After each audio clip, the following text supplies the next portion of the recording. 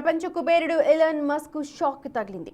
Open AI దాని CEO Sam Altman పై చేస్తున్న న్యాయ పోరాటంలో ఆయనకు ఎదురుదెబ్బ తగిలింది. ఓపెన్ ఏఐ దాని సీఈఓ శామ్ పై 3 ఫిర్యాదులు చేశారు ఎలాన్ మస్క్. అయితే జ్యూరీ వీటిలో 3ంటిని తోసిపుచ్చింది. ఇంకా కొన్నిటిపై విచారణ జరగాల్సి ఉంది.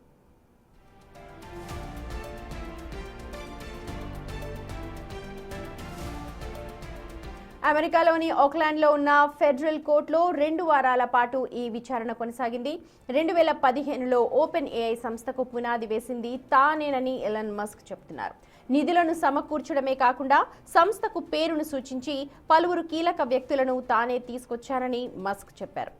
ఓపెన్ ఏఐ పూర్తిగా లాభాపేక్ష లేని సంస్థగానే కొనసాగాలి అనే ఉద్దేశంతో తాను సుమారు $38 మిలియన్ విరాళంగా కూడా ఇచ్చానని చెప్పుకొచ్చారు ఎలాన్ మస్క్. ఓ రకంగా చెప్పాలంటే open AI O charitable trust అంటున్నారు ఎలాన్ మస్క్. అయితే జ్యూరీ దానిని కొట్టిపారేసింది. దీనికి చాలా టెక్నికల్ కారణాలు ఉన్నాయని తెలుస్తోంది.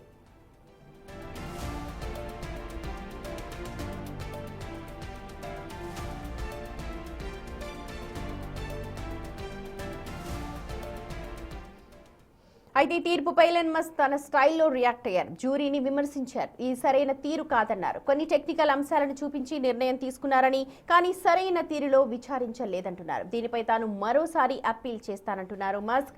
ఓపెన్ ఏఐ మానవత్వం కోసం పని చేయాలే తప్ప మరో ఉద్దేశం ఉండకూడదు అంటున్నారు.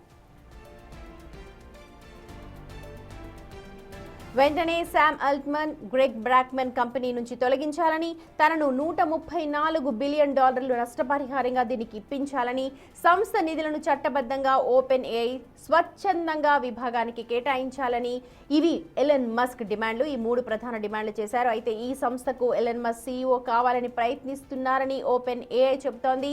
ఏఐ భద్రత విషయంలో ఎలాన్ మస్క్ నిజంగా చిత్తశుద్ధి లేదని, కేవలం తన అధికారాన్ని పటిష్టం చేసుకోవడానికే ఆయన అసలు లక్ష్యం అంటూ ఆరోపిస్తోంది ఓపెన్ ఏఐ.